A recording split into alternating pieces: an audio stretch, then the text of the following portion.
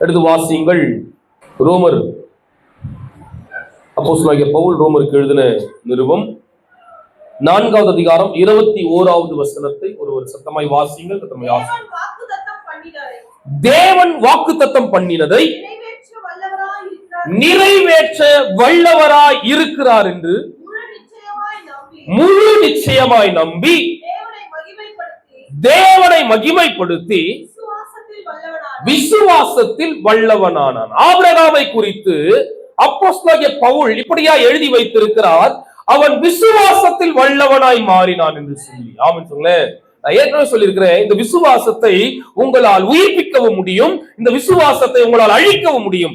எப்படி ஒரு விதை அதை விதைத்து முளைத்து விருட்சமாய் எழும்புகிறதோ, அப்படியே இன்றைக்கு பேசப்படுகிற இந்த விசுவாசம் உங்கள் வாழ்க்கையில விருட்சமாய் கிரியை செய்யவும் முடியும். வளர்ந்த விருட்சத்தை அல்லது வளர்ந்த செடியை பிடுங்கி அழிப்பது போல இந்த விசுவாசத்தை உங்களால் அழிக்கவும் முடியும். இந்த விசுவாசத்தை என்ன பண்ண முடியும்? நம்மளால உருவாக்கவும் முடியும். இந்த விசுவாசத்தை என்ன பண்ண முடியும்? அழிக்கவும் முடியும். அப்படின்னு சொல்லி நம்ம கடந்த வாரத்துல என்ன பண்ணோம் பார்த்தோம். விசுவாசிக்கிறவனால எல்லாம் முடியும், விசுவாசிக்கிறவனால எல்லாம் கூடும். ஆமென் சொல்லுங்களேன். நீங்க எது முடியாதுன்னு நினைக்கிறீங்களோ, எது உங்க வாழ்க்கையில நடக்காதுன்னு நினைக்கிறீங்களோ, இது எல்லாவற்றையும் உருவாக்க விசுவாசத்தினால் கூடும் என்று வேதத்தின் அடிப்படையில நம்ம பார்ப்போம். இல்ல தேவ ஞானம் அல்ல, வேற உலகத்தின் ஞானம் அல்ல, கர்த்தருடைய ஞானத்தினால நம் விசுவாசத்தை பெற்றுக்கொள்ள முடியும்னு பார்த்தோம். இந்த விசுவாசத்தை வர்த்திக்க பண்ணவும் முடியும், இந்த விசுவாசத்தை அழித்து போடவும் முடியும். நாம் தரிசித்து நடக்கிறவர் அல்ல, விசுவாசித்து நடக்கிறோம் என்று பார்ப்போம். பார்த்ததை விசுவாசிப்பது விசுவாசம் அல்ல, காணாத ஒன்றை விசுவாசிப்பதுதான் விசுவாசம். நடக்காத ஒன்றை நடக்கும் என்று விசுவாசிப்பதுதான் விசுவாசம். இந்த விசுவாசத்தை குறித்து நாம் என்ன பண்ணோம் கடந்த நாட்கள்ல பார்த்தோம். இந்த விசுவாசத்தை நீங்கள் உங்கள் வாழ்க்கையில சோதித்து பார்க்க வேண்டும் என்று ஆண்டவர் ஆசைப்படுகிறார். இந்த விசுவாசம் எப்படி உங்க வாழ்க்கையில கிரியை செய்கிறது என்பதை நீங்கள் சோதித்து பார்க்க வேண்டும் என்று ஆண்டவர் என்ன பண்றாரு, விருப்பப்படுறான்னு பார்த்தோம். கடந்த வாரத்துல ஒரு சில காரியங்களை தியானித்தோம். என்னவென்று சொன்னால், நம்முடைய வாழ்க்கையில உலக பிரகாரம் என்னென்ன நன்மைகளை இந்த விசுவாசத்தினால பெற்றுக்கொள்ள முடியும், உலக பிரகாரமான என்னென்ன ஆசீர்வாதங்களை இந்த விசுவாசத்தினால பெற்றுக்கொள்ள முடியும் என்று சொல்லி நாம் பார்த்தோம். ஆமென் சொல்ல. ஒரு வசனத்தை வாசிங்க.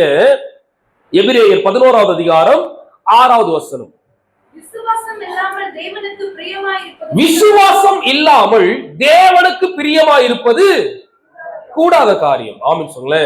அப்ப நல்லா புரிஞ்சுங்க, ஆண்டவர் உங்கள் மேல் அன்பா இருக்க வேண்டும் என்று சொன்னால், படைத்த தெய்வம் உங்களை நேசிக்க வேண்டும் என்று சொன்னால், பிரியமா இருக்க வேண்டும் என்று சொன்னால், வீட்டுல கணவன் மனைவி இருக்கிறீங்க, மனைவியோட அல்டிமேட் எதிர்பார்ப்பு கணவன்கிட்ட என்ன இருக்கும்? என்ன இருக்கும்? என் கணவன் என்னை நேசிக்க வேண்டும். அதுதானே. எல்லார காட்டிலும் எனக்கு முதலிடத்தை கொடுக்கணும். உங்க சொந்த பந்தத்தை காட்டிலும், அம்மா அப்பாவை காட்டிலும், அவங்க உழைப்பை காட்டிலும், நண்பர்களை காட்டிலும் என்ன அதிகமா நேசிக்கணும். ஆமென் சொல்லுங்களேன். இதுதான் ஒவ்வொரு மனைவியோட என்ன பண்ணணும், அவருடைய எதிர்பார்ப்பா இருக்கும். அதே மாதிரி ஒரு கணவனுடைய எதிர்பார்ப்பு என்னவா இருக்கும்னா, தன் மனைவி தன்னுடைய சொல்லுக்கு கீழ்ப்படிய வேண்டும், தன்னை பராமரிக்க வேண்டும், தன்னை நேசிக்க வேண்டும். இதுதான் அவருடைய அல்டிமேட் எதிர்பார்ப்பா இருக்கும். இதேதான் தேவன் நம்மிடத்தில் எதிர்பார்க்கிறாராம். இந்த விசுவாசம் என்பது கர்த்தருடைய பிரியத்தை நம்மேல் செலுத்துவதற்கு நமக்கு ஆண்டவருடைய சமூகத்துல ஒரு பிணைப்பை உண்டு பண்ணுகிறதா இருக்கிறது. ஆமென் சொல்லுங்களேன். விசுவாசம் இல்லாமல் என்ன பண்ண முடியாதான்? விசுவாசம் இல்லாமல் தேவனுக்கு பிரியமா இருக்கவே முடியாது. ஆமென் சொல்லுங்களேன். அப்போ நீ என்னதான் ஆண்டவருக்கு ஆராதனை பண்ணாலும், என்னதான் சபைக்குள்ள வந்தாலும், ஆண்டவருக்காக ஊழியம் பண்ணாலும், உனக்குள்ள இந்த விசுவாசம் இல்லை என்று சொன்னால் உன்னிடத்தில் தேவன் ஒரு நாளும் பிரியமா இருக்க மாட்டார். ஆமென் சொல்லுங்களேன்.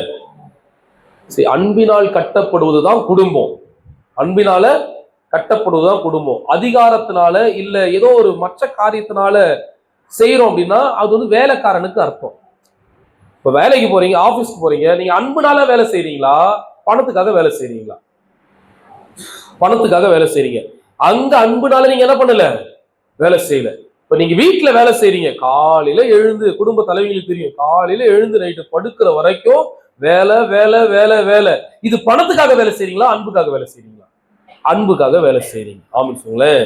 அப்ப அன்பினால் கட்டப்படுவதுதான் ஆசீர்வாதம். இப்ப தகப்பன் நம்ம எப்படி பார்க்கிறார் அப்படின்னா, நீ எந்த அளவுக்கு உன்னிடத்தில் விசுவாசம் இருக்கிறதோ அந்த அளவுக்கு உன்னிடத்தில் அவர் பிரியமா இருக்கிற தேவனாய் இருக்கிறார். அல்லேலூயா. ஆமென் சொல்லுங்க. வாசி அந்த வசனத்தை. விசுவாசம் இல்லாமல் தேவனுக்கு பிரியமா இருப்பது கூடாத காரியம். ஏனென்றால் தேவனிடத்தில் சேருகிறவன் அவர் உண்டென்றும், இதான் ரொம்ப முக்கியம், அவர் தம்மை தேடுகிறவர்களுக்கு பலன் அளிக்கிறார் என்று விசுவாசிக்க வேண்டும். ஆமென் சொல்லுங்களேன். ஒரு நம்பிக்கை நம்முடைய இருதயத்துல ஒண்ணு இருக்கணும். என்ன அப்படின்னா, அவரை தேடுகிறவர்களுக்கு, ஆமென் சொல்லுங்களேன், அவர் நிச்சயமாய் பலன் அளிப்பார். அவர் பலன் அளிக்கிற தேவன். என் விசுவாசம் ஒரு நாள் என்ன பண்ணாது, வேறற்று போகவே போகாது. நான் அவரை விசுவாசிக்கிறேன், கர்த்தர் எனக்கு பலனை கொடுப்பார் அப்படின்ற விசுவாசம் யாருக்குள்ள இருக்கிறதோ அவர்களை தேவன் என்ன பண்றாராம், நேசிக்கிறவரா இருக்கிறாராம். அல்லேலூயா. ஆமென் சொல்லுங்களேன். நம்ம விசுவாசம்லாம் எப்படி இருக்கும் அப்படின்னா, சபைக்குள்ள வந்தோம்னு வச்சுங்களேன், பயங்கரமான அப்படியே விசுவாச போர் வீரர் மாதிரி காமிச்சுப்பாங்க. வீட்டுக்குள்ள போனா தெரிஞ்சிடும் உங்க விசுவாசம் என்ன அப்படின்னு சொல்லிட்டு. அல்லேலூயா. ஆமென் சொல்லுங்களேன். உங்களுக்கு எப்படிப்பட்ட விசுவாசம் இருக்குன்னு சொல்லிட்டு உங்க வீட்டுல வந்து பார்த்து ஒரு 2 நாள் தங்கிட்டேன்னா தெரிஞ்சிடும் நீங்க யாரு, உங்க உங்க முகரூபம் என்ன, உங்க சொரூபம் என்ன, நீங்கள் எவ்வளவு அழகானவர்கள், உங்கள் அழகு எவ்வளவு மேன்மை உள்ளது என்பது என்ன பண்ணிடும், வீட்டுல தெரிஞ்சிடும். ஆமென் சொல்லுங்களேன். திடீர்னு ஒரு சண்டே கிளாஸ் நடத்திட்டு இருக்கிறாங்க. ஒரு பாஸ்டர் போனாராம். போயிட்டு முன்னாடி ஒரு பையன் துரு துரு துருன்னு வேலை செஞ்சுட்டு ஓடிட்டே இருந்தானா. அங்கேயும் இங்கேயும் எடுக்கிறான், கிறுக்கிறான், என்னென்னமோ பண்ணிட்டு இருக்கிறான். எல்லா பசங்களும் உட்காந்து ஒழுங்கா என்ன பண்ணிட்டு இருக்கு, சண்டே கிளாஸ் டீச்சர் சொல்றதை கவனிச்சிட்டு இருக்கு. இந்த பையன் மட்டும் அடங்கவே மாட்டான். கூப்பிட்டு நறுக்குன்னு ஒரு கொட்டு கொட்டி இல்லாமா அப்படின்னு மனசுல தோணுது. இருந்தாலும் என்ன பண்ணுது இல்ல, சரி சபைக்கு வந்திருக்கிற புள்ள நம்ம என்ன பண்ணக்கூடாது, திட்டக்கூடாதுன்னு கூப்பிட்டு இப்ப ராஜா அப்படின்னாராம். சரி, பாஸ்டர் எனக்கு ஒரு வாசுவா எனக்கு உங்க மேல எந்த கோபமே வராது, உங்க மேல உங்களுக்கு எனக்கும் ஒண்ணுமே இல்லை.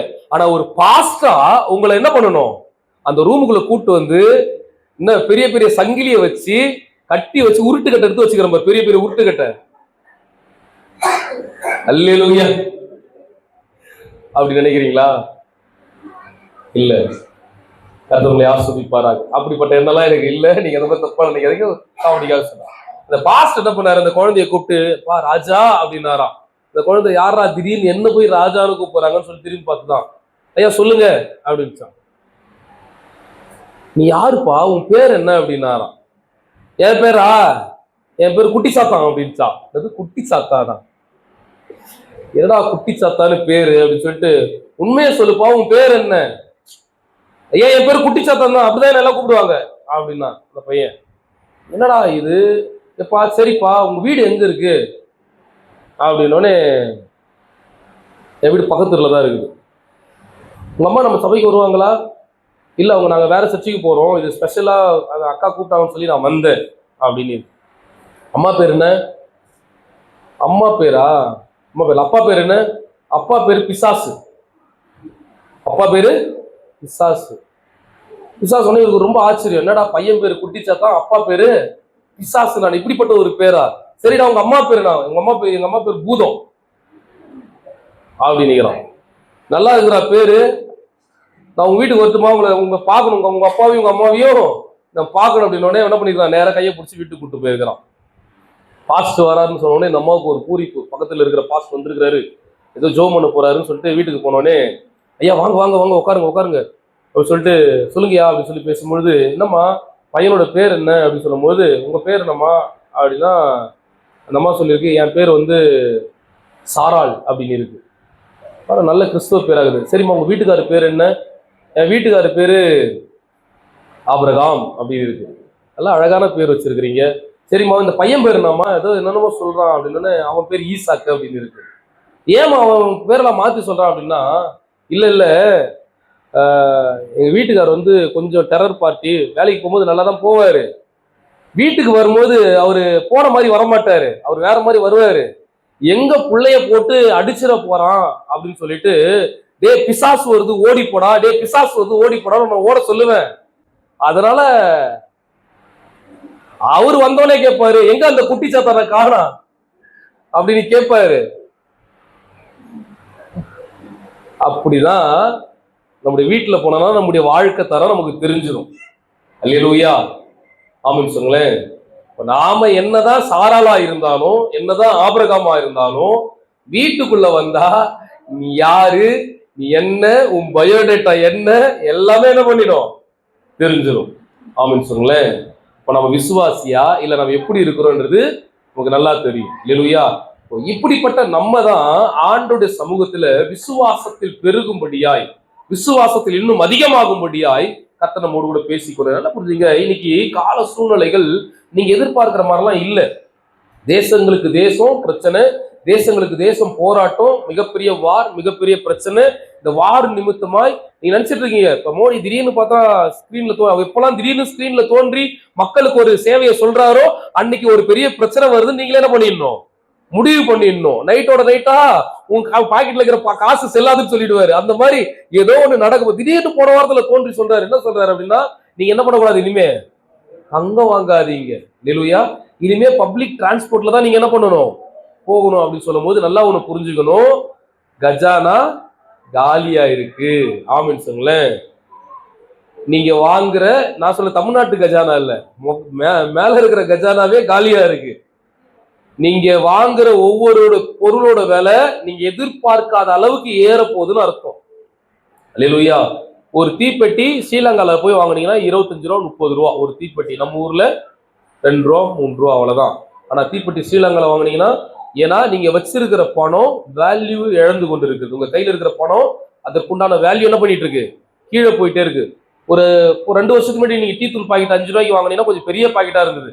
இன்னைக்கு டீ தூள் பாக்கெட் என்ன ஆயிடுச்சு, விலை அதே தான், ஆனா உள்ள இருக்கிற குவாலிட்டி என்ன ஆயிடுச்சு, குவான்டிட்டி என்ன ஆயிடுச்சு, கம்மி பண்ணிட்டாங்க. அப்போ 10 ரூபா கொடுத்து வாங்குற இடத்துல 5 ரூபா கொடுத்து வாங்குற இடத்துல இன்னைக்கு நம்ம 10 ரூபா கொடுத்து பொருளை வாங்குற நிலைமை. இப்ப இதுதான் நாட்டுல நடந்தது. இன்னும் ஒரு வருஷத்துக்குள்ள விலைவாசி எங்க போகும், என்ன செய்யணும் நமக்கு தெரியாது. நம்ம வாங்குற சம்பளம் நம்ம வீட்டுக்கு பத்துமா குடும்பத்துக்கு பத்துமான்னு தெரியாது. ஆனா இப்படிப்பட்ட சூழ்நிலையிலும் கர்த்தர் என்னோடு கூட இருக்கிறார், கர்த்தர் என்னை நடத்துவார், என்னை அழைத்த தேவன் உண்மையுள்ளவர், சகலமும் அவரால் முடியும் என்று சொல்லி நம்புறோம். பார்த்தீங்களா, இது பேர் தான் விசுவாசம். ஆமென் சொல்லுங்களேன். நம்மை நம்புகிறவர்களுக்கு அவர் பலன் கொடுக்கிறார் என்று சொல்லி எவன் ஒருவன் நம்புகிறானோ அவன் தான் விசுவாசி.